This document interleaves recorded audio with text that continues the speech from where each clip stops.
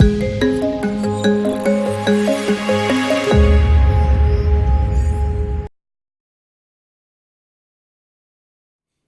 ¿qué tal chicos? Bienvenidos a un video tutorial más en Dev Education. Mi nombre es Carlos Santana y bueno, en esta ocasión vamos a continuar con el video número 14 del curso Desarrollando un CMS con Apollo, GraphQL, React, PostgreSQL y Next. Y bueno, en este nuevo video vamos a arreglar algunos problemas del server-side rendering que encontré y también vamos a empezar a hacer la implementación del Create, un sistema que vamos a hacer un scaffolding para automatizar un poco el proceso de la creación de registros de cada aplicación. Y pues bueno, vamos al código. Bueno, lo primero que tienen que hacer es irse al proyecto de GraphQL API y van a abrir el types post, y aquí en la parte donde dice create post input, después del content vamos a agregar el reading time de tipo string, el language de tipo string y el published de tipo boolean. Bueno, una vez que agregan eso en su repositorio, siempre que cambien el esquema, acuérdense que tienen que correr los unit tests para que vean que fallan, y después posteriormente tienen que actualizar el snapshot del esquema. Entonces nos dice que falla porque no encuentra estos tres nuevos valores, pero nos dice que podemos actualizar nuestro snapshot haciendo npm-test --u. Entonces corremos esto y nos va a actualizar el esquema, entonces ya va a funcionar perfectamente. Bueno, es todo lo que tenemos que hacer en nuestro GraphQL API, y de ahí nos vamos a mover al proyecto. Voy a correr esto y nos vamos a mover al proyecto de GraphQL CMS. Y en este nuevo proyecto, lo primero que vamos a hacer es irnos a nuestro archivo de BabelRC. Y como siempre que tenemos nuevas rutas o nuevos alias, vamos a agregar aquí.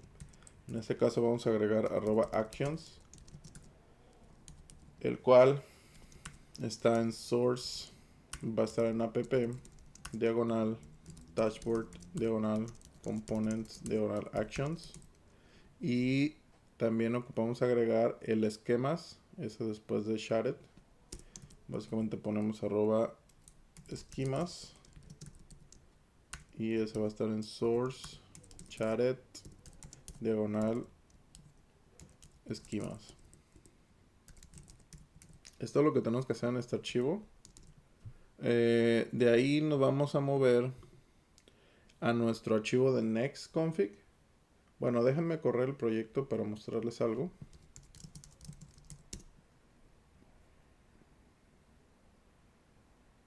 Y aquí en mi localhost,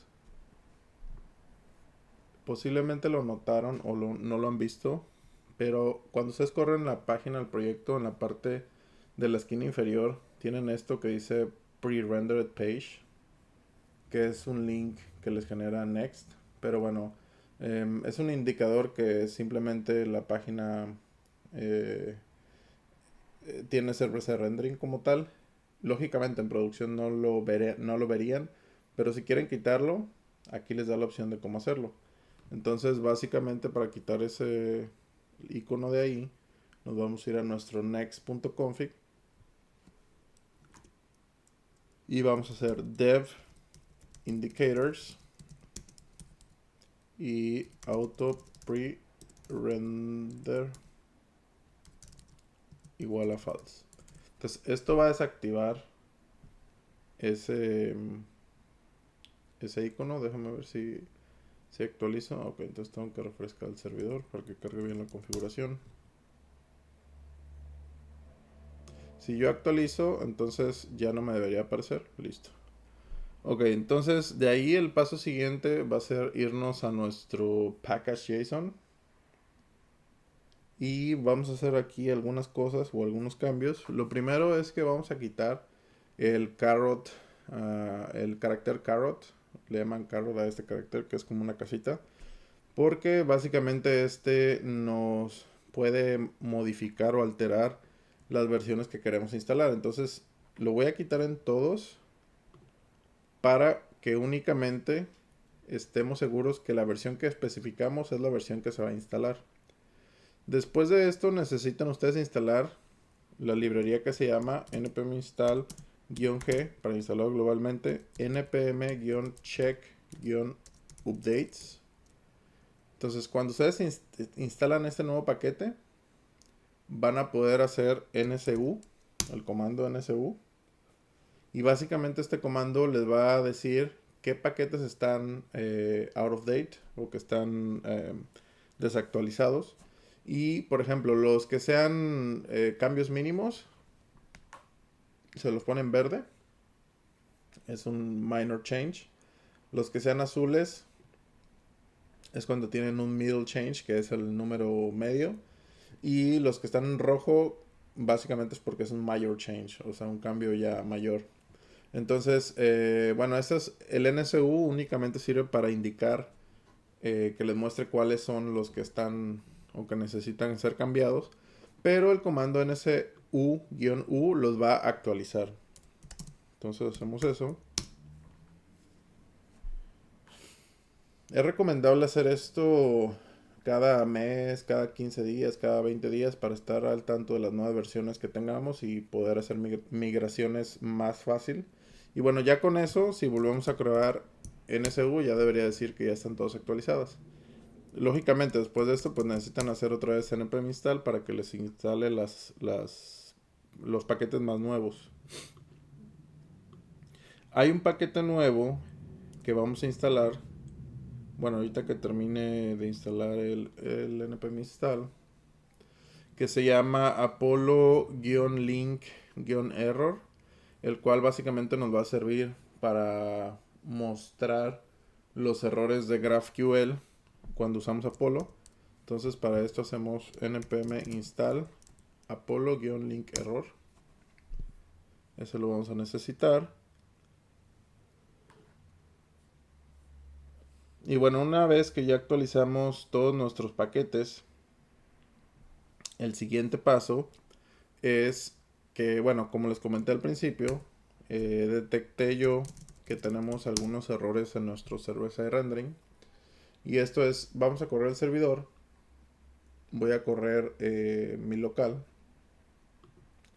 Si ustedes se fijan, si se van a View Page Source, en el index, en el código fuente, van a ver aquí un div que dice div id next, y después van a ver un h1 que dice index page, que básicamente es este de aquí.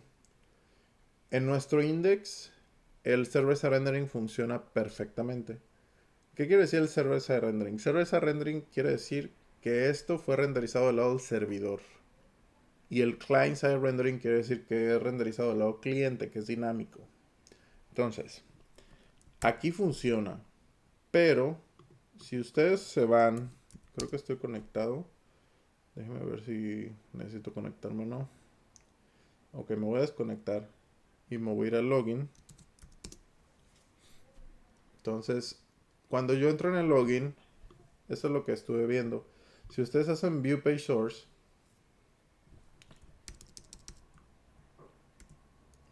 ¿se acuerdan que el div principal era _next, el ID? Pero si se fijan aquí, ya no me imprime nada por dentro de este div.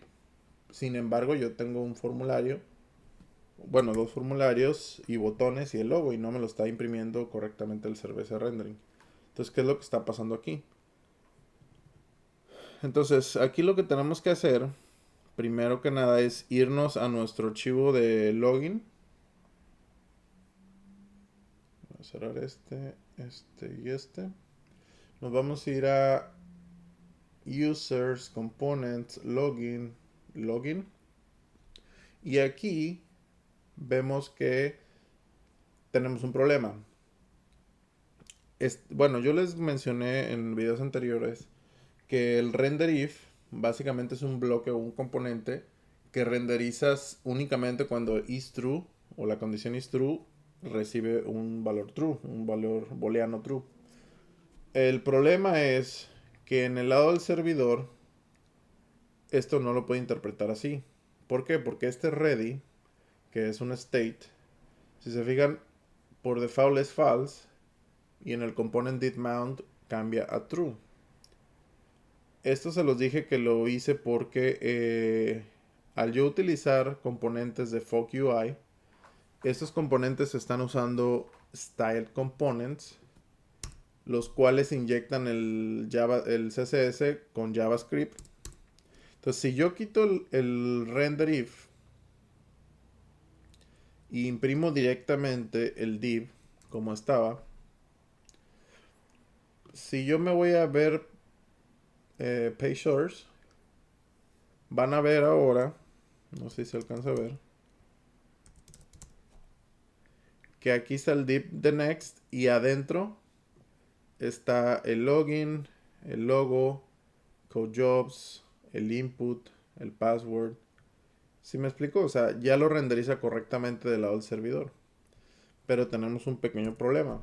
Cuando yo actualizo, si se fijan, cada vez que yo actualizo, se nota un pequeño cambio o un pequeño flash de que primero los componentes cargan sin estilos y después que está listo el componente, se le agregan los estilos. Este es el error que yo estaba corrigiendo con el render if. Pero bueno, ahora como bueno, me estoy dando cuenta que eso está afectando el server-side rendering y no es la idea que lo afecte.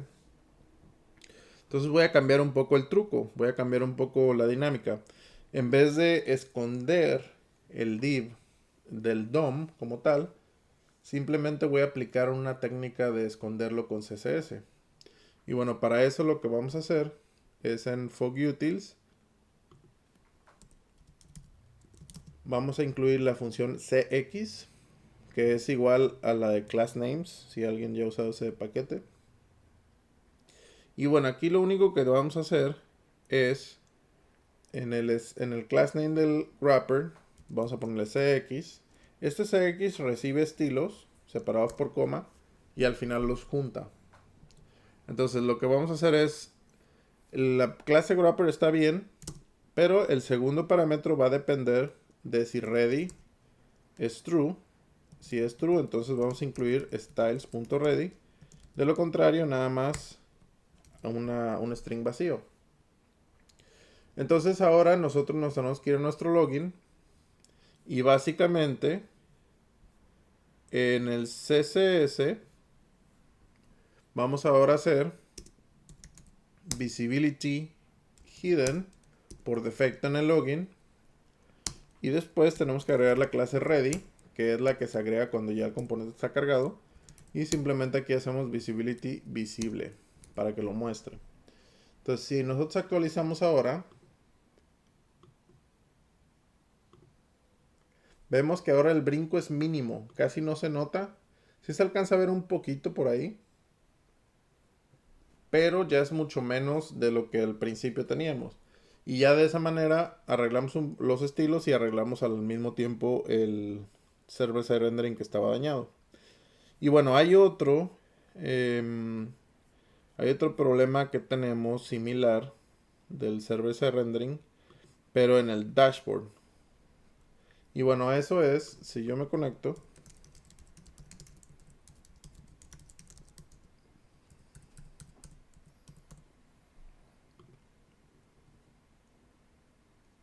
si yo me conecto y le doy ver page source, view page source, va a pasar exactamente lo mismo. Aquí en next, en el div, si se fijan, no hay nada por dentro porque no está renderizándolo con el lado del servidor. Entonces, ¿qué es lo que está fallando ahí? Entonces, si nos vamos al layout del dashboard, vemos que esta validación nos dice si el usuario no existe o si el usuario no tiene valor, retorna null. ¿Qué pasa yo, por ejemplo, aquí si yo pongo un h1 y pongo usuario desconectado?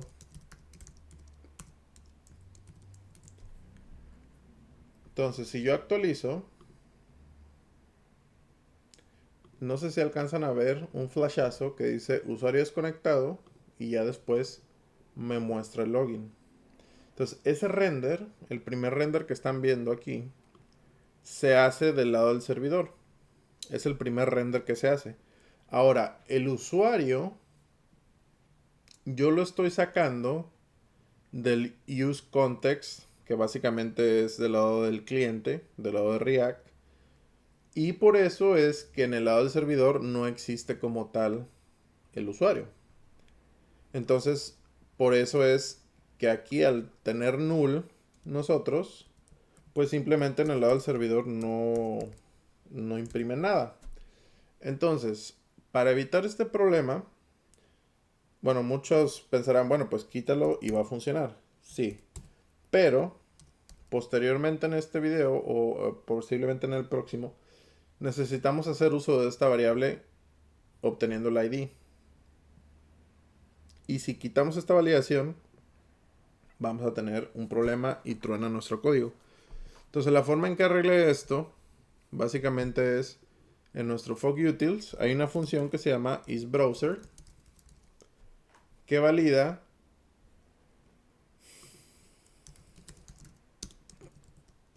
que si estamos accediendo con un navegador. Recuerden que Node.js, bueno, más bien recuerden que el DOM o un navegador contiene el objeto window, ¿sí? Pero Node.js no lo contiene, no existe como tal.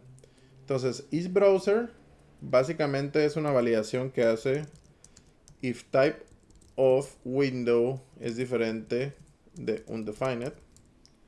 Porque a lo mejor si algunas veces ustedes han usado server-side rendering, saben que siempre tienen que estar pendiente que Windows exista para cuando hagan validaciones del lado del cliente.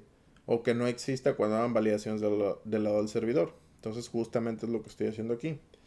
Le digo, nada más pregunta cuando sea un browser, si el usuario no existe o no está cargado, entonces retorna null. Caso contrario, pues renderiza el componente. Entonces de esta manera,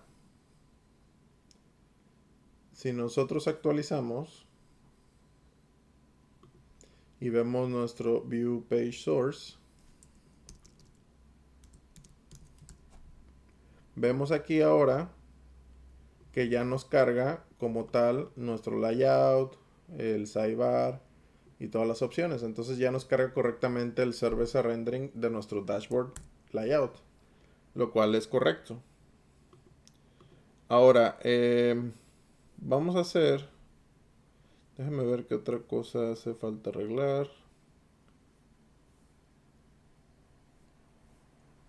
Bueno, había algunos estilos en el sidebar que tenía que arreglar, un estilo pequeño nada más. Entonces para eso nos vamos a layout, dashboard, sidebar y básicamente aquí nada más en vez de 100 BH sería 130. Esto es para corregir la altura de este sidebar cuando agrego yo unos formularios que voy a agregar después. Y otra cosa del sidebar que tenemos que arreglar es aquí en el class name anteriormente yo había puesto si el módulo es home pongo un and y el style es active. El problema es que cuando esto es false o por ejemplo cuando tienes diagonal block, diagonal create y esto no es true, te regresa un false y te regresa un warning de React diciendo, oye, false no es un nombre válido de class name. Entonces básicamente lo único que tenemos que hacer aquí es convertir esto a un ternario y decir si eso es true, entonces agrega active, si no, agrega vacío.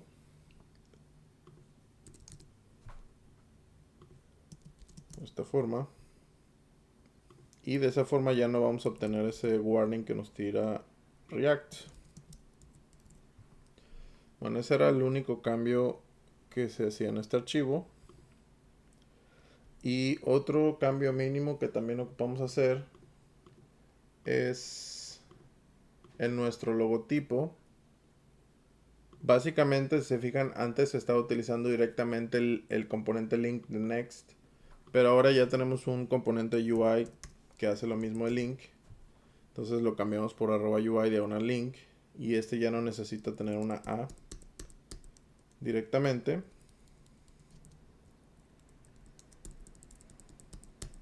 Lo cambiamos de esta forma. Y bueno, eso sería otro cambio menor que tenemos que hacer. De ahí nos vamos a ir a nuestro Chatted lib Apollo. Y aquí vamos a importar el error link del Apollo-link-error. Y básicamente aquí lo que voy a hacer es hacer const error link igual a new error link, y el error que obtenga simplemente le voy a hacer un console.error GraphQL error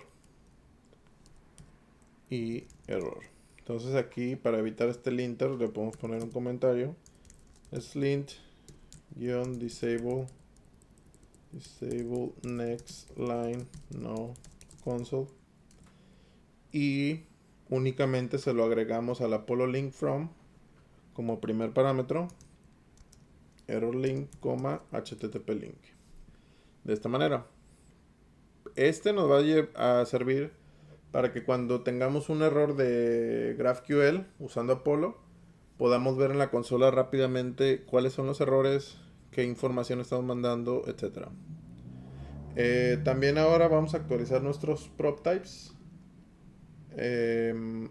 Bueno, aquí básicamente voy a hacer esto separado por espacios para hacerlo más fácil de mantener. Y tenemos que agregar unos nuevos prop types que tenemos. Entonces lo voy a ordenar primero. Y aquí básicamente el nuevo que vamos a hacer es, después del content, tengo uno que se llama create, que es una función. Y tengo otro que se llama schema, que es un objeto. Posteriormente vamos a hacer esos códigos. Y bueno, entonces, el siguiente paso que vamos a hacer es crear nuestro esquema. Bueno, les voy a mencionar a grandes rasgos el sistema que voy a crear. Vamos a crear un sistema de scaffolding para automatizar la creación de, por ejemplo, si es un blog, la creación de los posts, o si es una aplicación de usuarios, la creación de usuarios o lo que sea. Y para esto vamos a hacer uso de esquemas.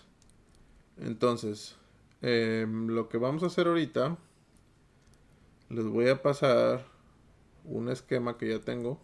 Un esquema básicamente es un JSON. Entonces, lo que vamos a hacer es, en Chatted, vamos a crear una nueva carpeta que se llame esquemas. Y creamos un nuevo archivo con esto. Entonces, básicamente, hacemos Chatted esquemas blog.js.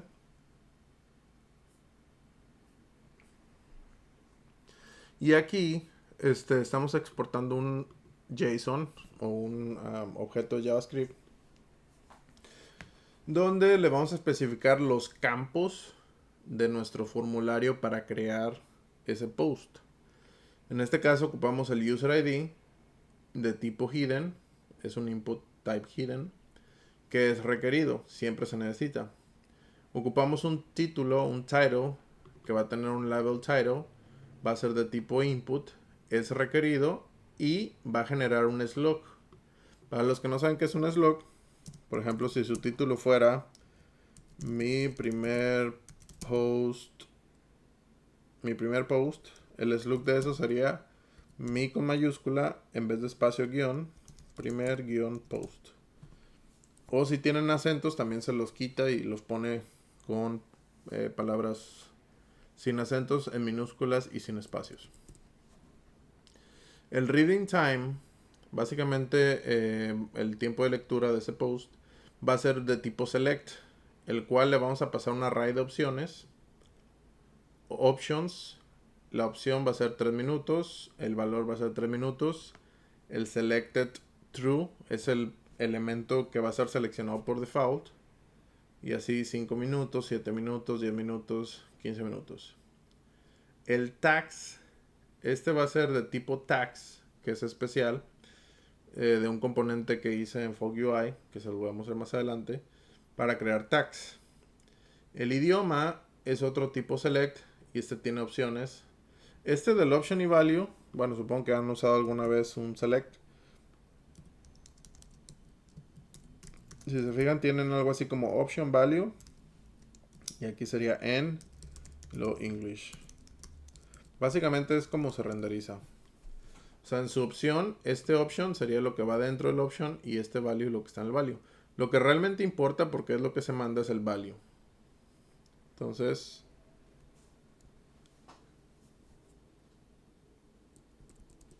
para que no se confundan, el content es de tipo textarea, requerido. Y el published también es de tipo select y tiene un valor yes y no con valores true y false. Por default está seleccionado el false o el que no está publicado. Y bueno, este es nuestro esquema. En este video, digamos, no va a cubrir todo lo del create, puesto que sería demasiado largo, pero lo estoy dividiendo en dos partes para que sea más digerible. Ahora lo que vamos a hacer es nuestra mutación de GraphQL. Y básicamente en GraphQL, en la carpeta GraphQL, vamos a crear una nueva carpeta que se llame blog. Y ahí vamos a crear un nuevo archivo con esto que voy a pegar aquí. Entonces básicamente grabamos en source GraphQL blog y este se va a llamar create post.mutation.js. Entonces, esto es GraphQL como tal. Haces una mutación create post. Vas a recibir el título, el slug, contenido, reading time, language, published, user ID como UID y tags como un array de tags input. Esto es tal cual está definido en nuestro esquema de GraphQL. Después ejecutas la mutación create post, le pasas un input y le pasas a cada valor la variable que recibiste por medio de Apollo.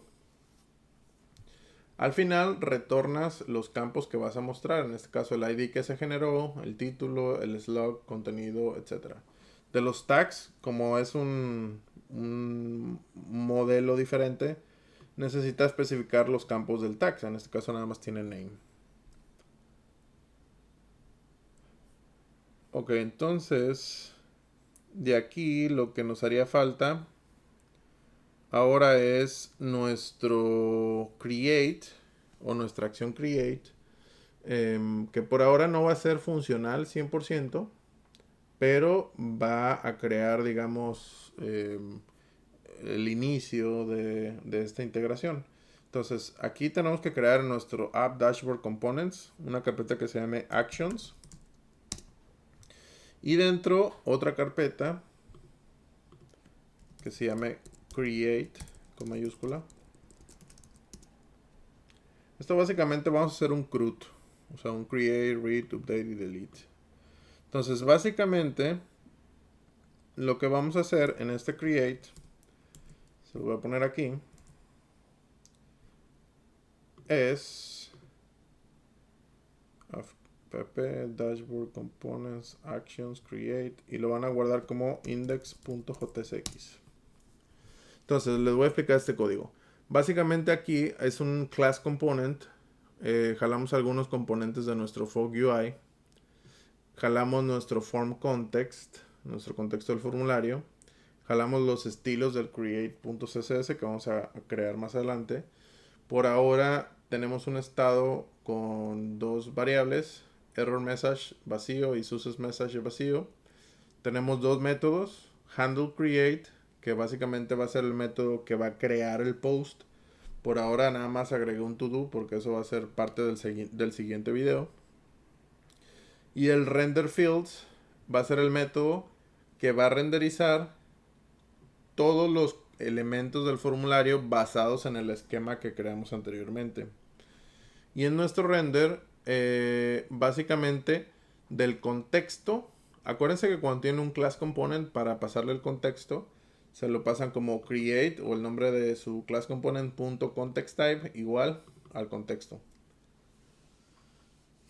Entonces, del contexto sacan los values, que sería el state del formulario, del form provider, o del contexto del formulario. De los props sacamos el módulo y el esquema. Por default le pongo false, por si no lo pasan. Y del estado sacamos el error message y el success message. Si no hay un esquema definido, básicamente mostramos un error que necesita definir el esquema primero. Si no, no se puede renderizar. Después retornamos simplemente un div h1 create el nombre del módulo. Esto tiene que ser dinámico. Y agregué algunos render ifs para cuando haya un error mostrar una alerta de tipo danger con el error.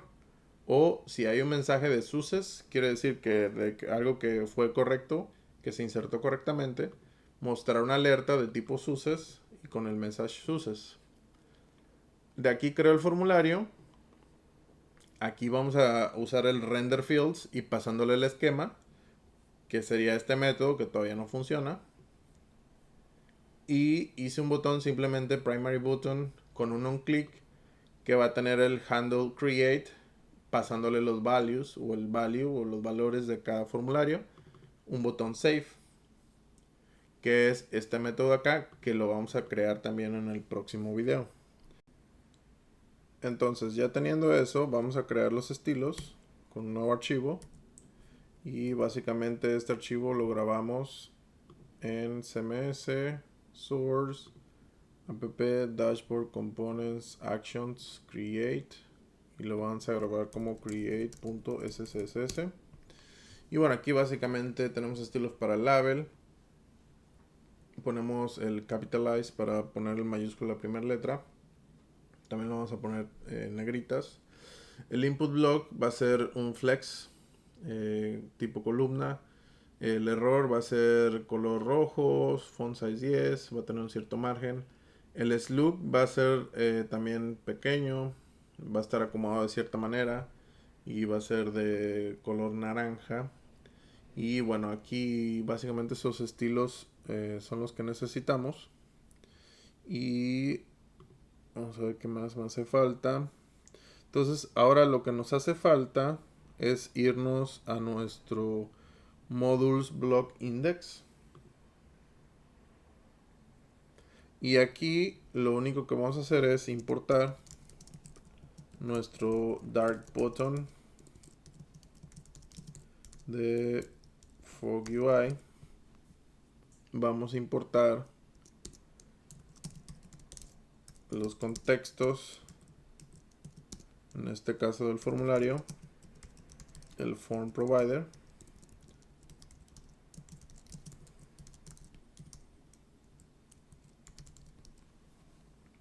Y las acciones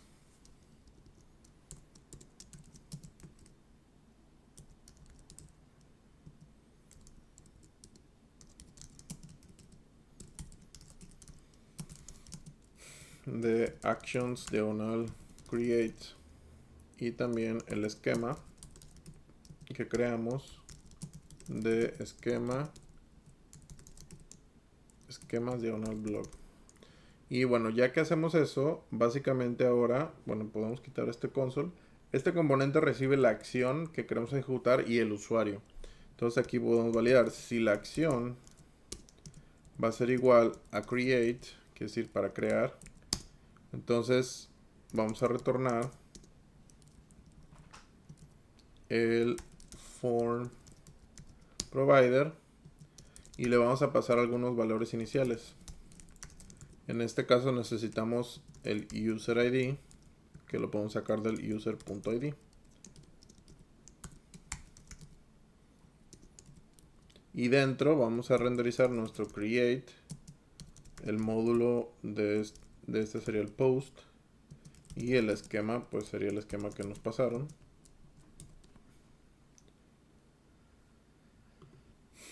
Y aquí abajo simplemente agrego el dark button con un href.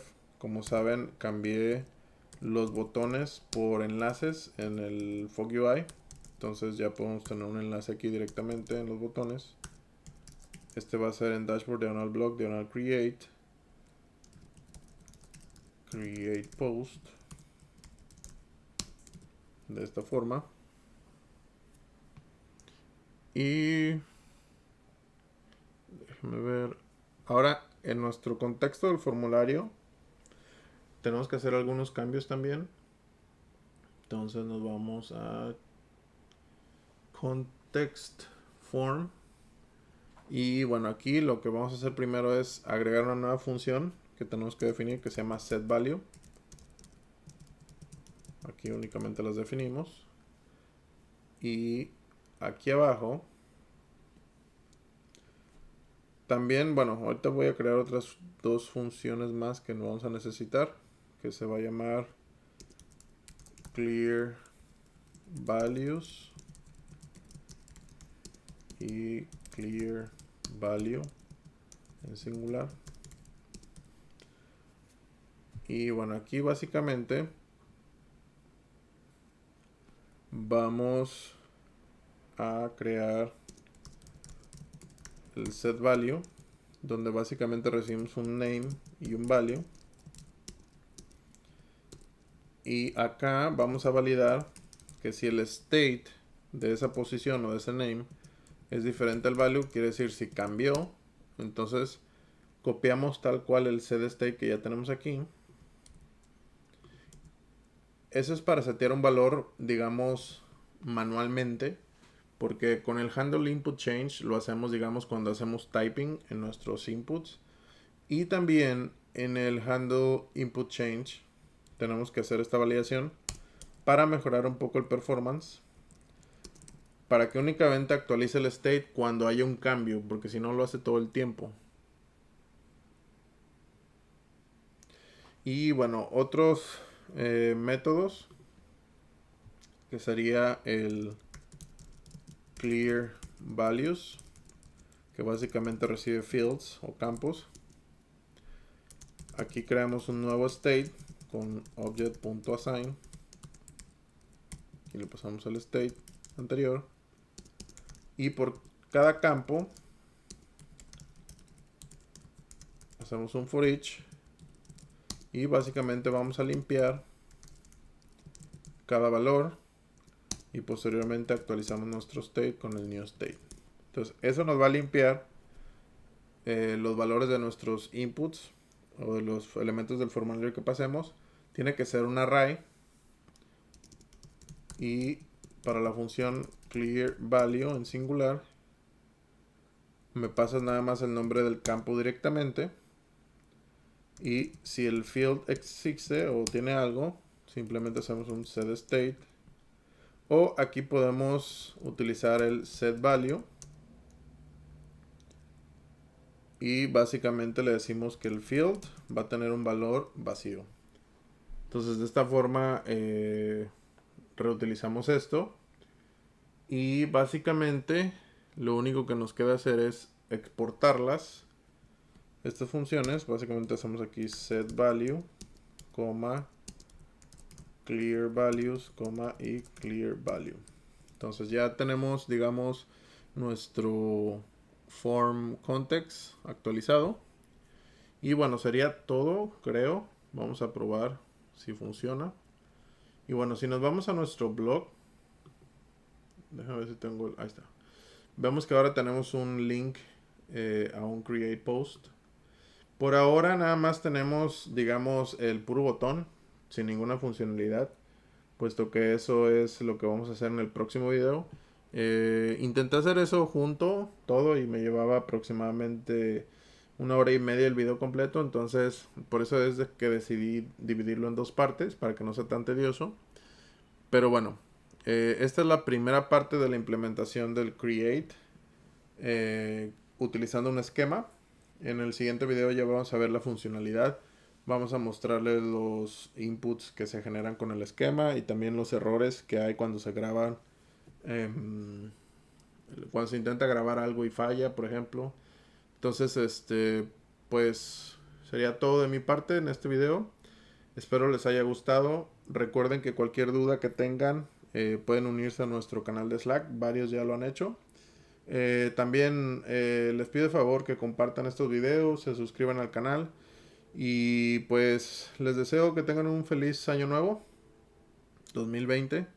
Y nos estamos viendo en el próximo video. Muchas gracias por su tiempo. Chao.